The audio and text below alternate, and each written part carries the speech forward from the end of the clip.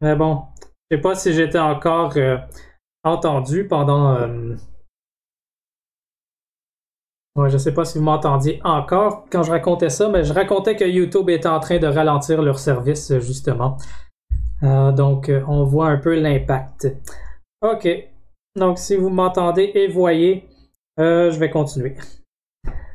Donc, au moins en finir avec cette histoire de clic vers clic. Puis pour le temps exponentiel, ça ira à demain. OK. Donc, ce que j'étais en train de raconter, c'est que... Donc, si je vais dans dessin, ce que je racontais, c'est que maintenant, on s'est convaincu que si le théorème PCP est vrai, alors je suis capable de faire une chaîne de réduction qui montre que MaxClick n'a pas d'approximation à ρ près. Maintenant, je vais vous montrer qu'il n'y a même pas d'approximation, peu importe la constante que vous me donnez. Donc ça, je vais aller vite là-dessus. Là. Je peux pas tout démontrer, mais essentiellement, c'est qu'on est capable de transformer un graphe en un autre graphe qui est encore plus difficile à approximer. OK, donc, qu'est-ce que ça veut dire? Ça, c'est soit j'ai une instance de clic. Ça va peut-être réduire ça. Soit j'ai une instance de pas clic, mais max clic, donc la version optimisation. Pour produire une instance encore plus difficile à approximer, on transforme G en ce qu'on appelle le produit de G. Vous avez la définition dans les exercices, mais je vous la répète ici. La réduction, la définition d'un produit n'est pas si importante vu que je ne vais pas m'embarquer dans les détails, mais pour quand même dire de quoi ça a l'air, le produit d'un graphe qu'ils ont inventé pour avoir ces résultats d'inapproximabilité. Eh bien, il faut prendre le produit cartésien du graphe pour avoir les sommets et les arêtes. Bon, je ferai un exemple vite fait après. Mais les arêtes, ce sont... Bon, les sommets, ce sont devenus des paires de sommets maintenant. Et je vais ajouter une arête entre la paire AB et la paire XY. Si... Okay. Elle devient embêtante, là, cette définition. C'est pour ça que je ne veux pas m'embarquer dans les détails parce que si je fais juste vous donner la définition, ça devient un peu embêtant à lire. Mais, pour souci de complétude, j'ajoute une arête entre ces paires de sommets. Si j'ai la condition suivante qui est satisfaite. OK. Je m'attends pas à ce que moi, il a fallu que je m'assise quelques minutes juste pour voir qu'est-ce que ça fait exactement. Là. Mais ce que ça fait exactement, en fait, c'est que si j'ai, c'est disons le graphe suivant.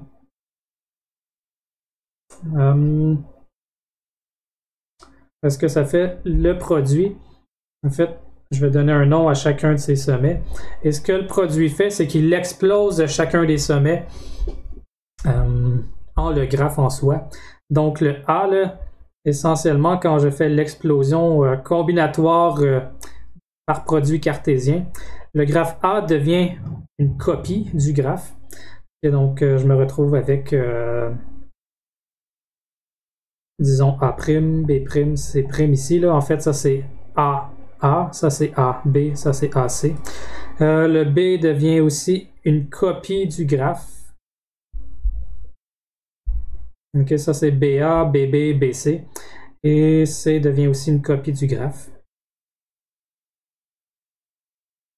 Et puis, j'ajoute une arête entre les sommets correspondants si le sommet correspond et que j'ai une arête entre les deux. Ok, donc ce que je veux dire par là, c'est que on va effacer ça. Ce sommet va avoir une arête vers son correspondant dans A, son correspondant dans B, s'il y avait effectivement une arête. Bon, en fait, ce que j'ajoute là, c'est toutes les arêtes nécessaires de A vers B parce qu'il y a une arête de A vers B dans G. Et puis, même chose pour B. J'ajoute une arête de ce B vers ce B parce qu'il y a une arête correspondante entre A vers B. Donc, ce que je suis en train d'ajouter, en fait, là, c'est ma meilleure façon de l'expliquer, mais comme je dis, il faut s'asseoir quelques minutes. C'est qu'il va y avoir certaines arêtes d'ici à ici parce qu'il y a une arête de A vers B. Et il va y avoir des arêtes de B vers C parce qu'il y a des arêtes parce qu'il y a une arête entre B et C. Et là où j'ajoute des arêtes d'un côté et de l'autre, c'est là où il y avait une arête originalement. Ok, donc comme j'ai dit, je ne veux pas m'éterniser là-dessus, c'est ma meilleure façon de l'expliquer, mais c'est ce qui va se passer. Mais après, si ça vous intéresse, je vous invite à le faire de votre côté. Mais ce qu'on peut démontrer avec ce produit-là, c'est que la taille de la plus grosse clique, elle est multipliée. Ok. Et ça, je ne vais pas le démontrer. Comme j'ai dit, je ne vais pas m'éterniser là-dessus. Ce qu'on est capable de démontrer, c'est qu'avec cette construction un peu savante, c'est que j'ai une clique et de taille M, si et seulement si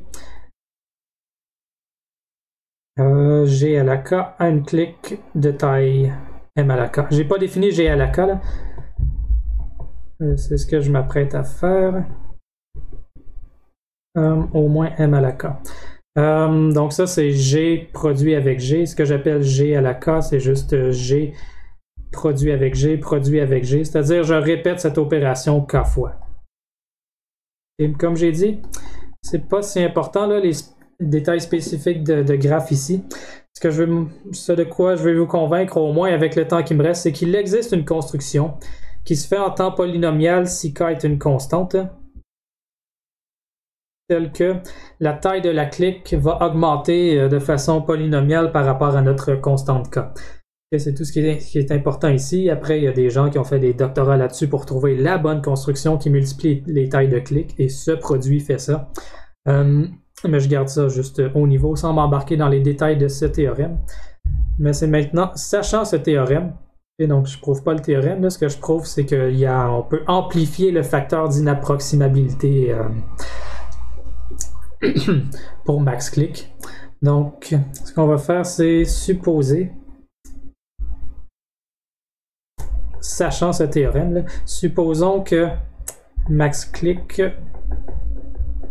a une alpha approx, où alpha est une constante plus petite que 1. Ce que je vais faire, c'est je vais choisir K. K va être bien choisi ici, là, tel que ρ à la K est plus petit que ce facteur d'approximation prétendu divisé par 2. OK? Et puisque alpha c'est une constante et ρ c'est une constante, je peux choisir un K qui est une constante qui satisfait ça. Je peux toujours trouver ça. OK? Peu importe c'est quoi alpha et ρ, ça va exister. Ça existe parce que ρ est plus petit que 1, alpha est plus petit que 1. Donc, valeur plus petite que 1 à la K, ça finit par être arbitrairement bas.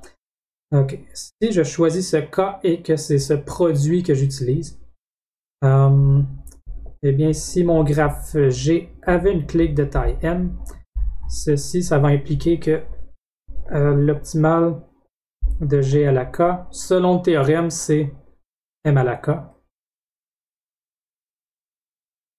Ok. Sinon, si la plus grosse clique de G était plus petite ou égale à ρ fois M, ça veut dire que toujours selon ce théorème, là, puis, ça veut dire que l'optimal de G à la K va être plus petit ou égal à ρ M à la K, ce qui est égal à ρ à la K fois M. Ok, donc on voit qu'il y a encore un gap qui se crée, mais l'intuition c'est que ρ à la K, ça peut être rendu arbitrairement petit. Et c'est juste ça qui nous permet de prouver que max-click n'a pas d'approximation pour n'importe quelle constante. Okay, donc pour boucler l'argument, souvent dans un article, là, la preuve finirait là, il dirait ρ à la K peut être rendu arbitrairement petit, donc pas d'approx. Mais juste pour rappeler pourquoi est-ce qu'on fait tous ces gaps là. Pour conclure ça, là, ça veut dire que si on prétend avoir une alpha approximation pour max-click, qu'on peut utiliser cette réduction pour distinguer les deux cas de max-click. C'est-à-dire, on peut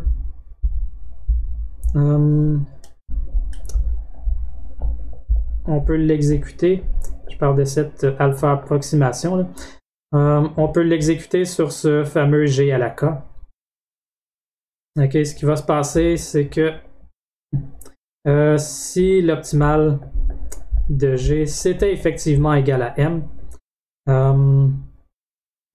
alors ben, l'approximation va vous retourner une clique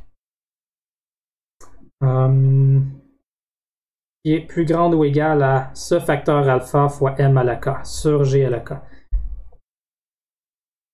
Ok.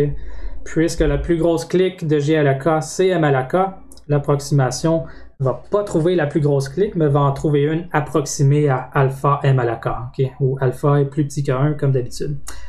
Tandis que si l'optimal de G c'était plus petit ou égal à ρ fois M, alors l'approx, c'est sûr qu'elle ne peut pas retourner quelque chose de plus gros que la plus grosse clique. Alors l'approximation sur G à la K, peut-être qu'elle est chanceuse et elle trouve la plus grosse clique, mais même dans le meilleur des cas pour l'approximation, elle va juste retourner une clique de taille pas plus que ρ à la K, M à la K sur G à la K. Parce que c'est la taille de la plus grosse clique dans G à la K. Mais or, ρ à la K, M à la K, par notre choix de ρ à la K, là, qui est juste ici, c'est plus petit que alpha sur 2, M à la K. Ce qui est plus petit que ça aurait retourné ici. Ce qui est effectivement plus petit que alpha fois M à la K. Ça implique que l'approx serait capable de distinguer si j'ai une clique plus grande ou égale à M ou bien plus petite que ρ fois M. Ok. Puisqu'il y a cet écart qui se creuserait. Donc, ça veut dire que cette approx ne peut pas exister. Bien sûr, tout ça conditionnellement à ce que notre chaîne de réduction soit vraie. Si P égale NP, n'égale pas NP, pardon. Ok, donc c'est toujours la même idée. On essaie de creuser des écarts et ici avec MaxClick, on a réussi à creuser un écart arbitraire pour n'importe quelle constante. Donc comme j'ai dit, là, si ça vous intéresse, vous pouvez vous pencher sur cette construction de graphe, mais vraiment l'idée clé ici, c'est que à partir d'un graphe, on peut en générer un autre qui amplifie le gap entre les tailles de clics. Et dans le devoir, c'est la même chose que je demande pour les 2 et 3e cycles. C'est d'utiliser un théorème en boîte noire sans trop savoir ce qu'il fait pour montrer que ce théorème peut servir à amplifier des instances de MaxClick. Ok, est-ce que... Bon, il y a toujours... Ah, vous êtes quelques personnes avec moi. Ok. Donc avec... Bon, je vais juste... Avec le temps qui me reste, je vais au moins introduire les notions d'algo exponentiel. Mais ça, je vais y revenir... Ah, salut Ying. Mais ça, je vais y revenir demain. Là, avec Teams, si je veux voir ce que vous me dites... Quoi? Si tu n'es pas invité? Je ne connais pas assez Teams pour savoir comment t'inviter. Je vois que je peux t'appeler personnellement. Mais tu ne peux pas te joindre à la vidéo, quoi. Bon. Si quelqu'un sait comment Ying peut se joindre, dites-le moi parce que normalement, là, j'ai fait un... Attends. J'ai fait un vidéo public et tout le monde devrait être capable de se joindre.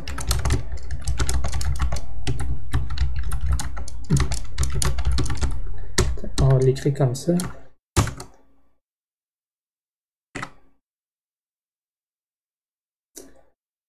Ah, il faut la version bureau. Ah ben, ok. Tu peux te joindre à la vidéo.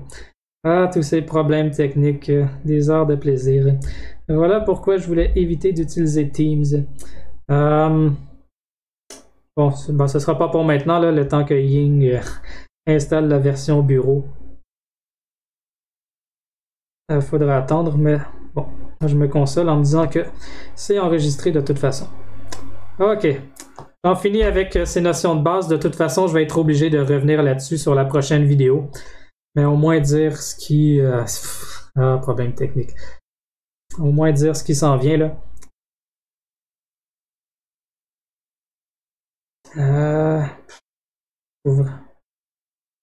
Faut vraiment que j'apprenne à utiliser ce logiciel. Si YouTube ne fonctionne plus, j'aurai pas le choix. Enfin. Ok, j'enchaîne là et je vous... Salut! Ah, c'est le chaos, ce Teams. Bon, la personne que j'entends, vous pouvez couper votre micro, à moins que vous ayez une question.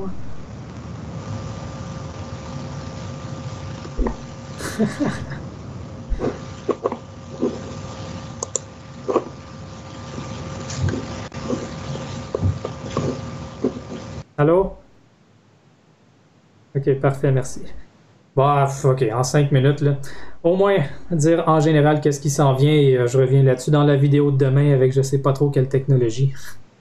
Mais la ETH, c'est pour Exponential Time Hypothesis. Donc, j'ai dit tout ce que j'avais à dire sur l'approximation. Hein, et maintenant, je suis en train de passer aux algos exponentiels. Donc, il me faut un peu de notation là, avant de m'embarquer là-dedans. Ce que ça dit. Avant, il faut savoir c'est quoi un algo. Peut-être réduire ça ici. Un algo 2 à la grand O de f de n poly. N. On dit qu'un algo prend ce temps s'il existe des constantes.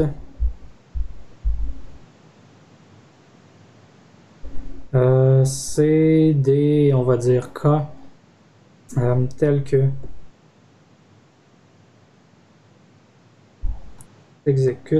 l'algo s'exécute en temps toujours plus petit ou égal à cette certaine constante fois 2 à la df de n fois n à la k. Et en gros, là, c'est juste une notation qui isole la fonction exponentielle dans l'exposant. OK, non. Mais ce qui nous intéresse là, dans cette situation, c'est toujours... OK, peut-être qu'on a un algo exponentiel, mais à quel point exponentiel ou pas tout à fait exponentiel. Là, 2 à la racine carrée de n. N, c'est sous-exponentiel. Donc, on s'intéresse à c'est quoi la fonction dans l'exposant. Est-ce qu'on peut la rendre arbitrairement petite? Donc, par exemple, bien, il existe un algo 2 à la grand O de n poly n pour sat. Okay, cet algo il est trivial, c'est l'algo force brute. Tout ce qu'on fait pour avoir un algo 2 à la grand O de n poly n pour sat, c'est qu'on vérifie chaque assignation possible. Assignation. On va dire C. Eh bien, si C satisfait phi accepté. Ok, ça c'est l'algo 2 à la grand O de n poly n. Et puis si aucune des assignations n'a accepté, alors on peut rejeter. L'algo force brute, et c'est essentiellement le meilleur qu'on est capable de faire. Alors, on dit que c'est un algo 2 à la grand O de n poly n parce que ça va tester. En fait, ça va rouler en temps 2 à la n pour chacune des assignations et vérifier si une assignation satisfait. On peut faire ça en taille de phi. Ok, donc où n c'est le nombre de variables. Et ça, c'est polynomial en la taille de l'entrée. Okay, donc, les paramètres n, le n, ça peut varier selon la définition. Souvent, on dit que c'est la taille de l'entrée. Parfois, on va spécifier exactement c'est quoi notre n. Ici, c'est un algo qui roule en temps 2 à la grand O de n, où n, c'est le nombre de variables. OK. Mais ce paramètre n, il peut varier. D'accord. Donc,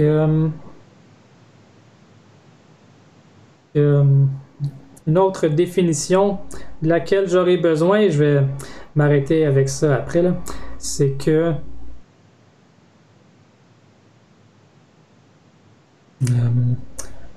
un algo est 2 à la petit o de n. Et je prends le temps de définir c'est quoi petit o parce que c'est pas toujours vu dans les cours d'algorithmique qu'on présente à l'université de Sherbrooke. Si bon, pour ok, on va y arriver. Ah, les problèmes techniques. Ok. Bon, s'il existe une fonction sous-linéaire, ok.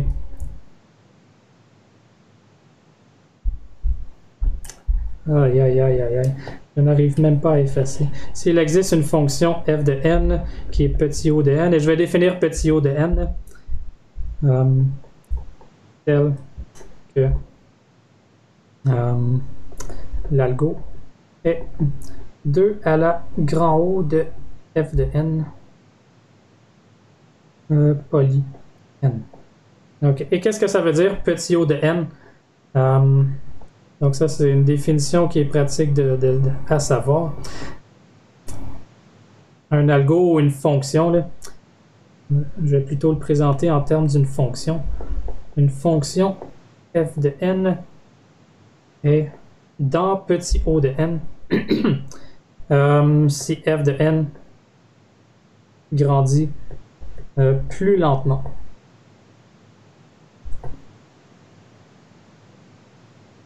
que n. Donc ça c'est informel comme définition, mais par exemple, n'importe quoi qui a un taux de croissance inférieur à n. Donc, par exemple, f de n égale racine carrée de n. Racine carrée, ça grandit plus lentement que n. F de n égale log de n, par exemple. Ben ça grandit plus lentement. F de n égale n à la 1 moins 0.0001. Ben ça, c'est petit o de n. La définition en général, là, f de n est dit petit o de n si bien f de n est grand O de n, mais que n n'est pas grand O de f de n. Et si vous prenez le temps d'y penser, ce que ça veut dire, ça, c'est que ben, c'est carrément que f de n grandit strictement plus lentement que n. Ok. La première condition nous dit que f de n ne grandit pas plus vite que n, mais que n grandit plus vite que f de n. Ok, donc c'est ce que ça veut dire. C'est juste une façon générale de dire qu'un algo est meilleur que exponentiel. Et si un algo est 2 à la petit o de n poly n, ça veut dire qu'il est sous-exponentiel. Ok, et je m'arrête en disant juste c'est quoi qu'elle dit, cette fameuse ETH, maintenant que toutes ces définitions sont posées. C'est que pour tout f de n tout linéaire, il n'y a pas d'algo. Il n'existe pas d'algorithme pour décider 3 sat en temps sous-exponentiel.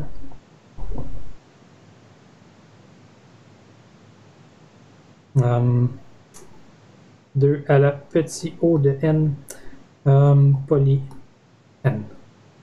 Okay. Où n c'est égal au nombre de variables